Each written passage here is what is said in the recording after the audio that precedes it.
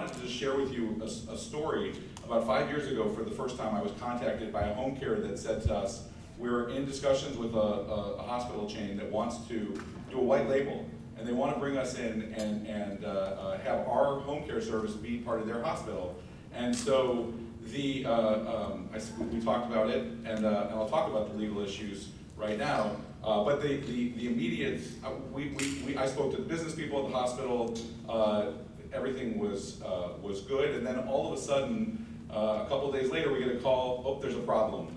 We spoke to the hospital lawyer, Stark, anti-kickback, and all these buzzwords that we're going to talk about come up. And the challenge of all of these sort of changes going around hospitals is often people like me, is the lawyers.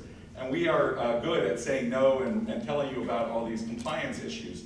And the reality is that the ground has shifted tremendously. And there's also the whole presence of home care on the in connection to post-acute and to acute care is a whole new phenomenon. So the reality is that there is no Stark or anti-kickback issue. And I had conversations in this case with the lawyer, and sure enough, after a couple little rumblings, the argument went away, and the agreement was put into place. And what it turns out is that when you look at home care in relation to these services, there's not a legal issue because it's not reimbursed by Medicare outside of these very limited Medicare Advantage examples.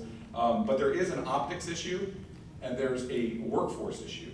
The optics issue is that everybody thinks that it may be a problem, and we're going to talk about that. And there's a workforce issue because you're going to need to train your teams, your workforces, about how to talk about these issues to get over these things.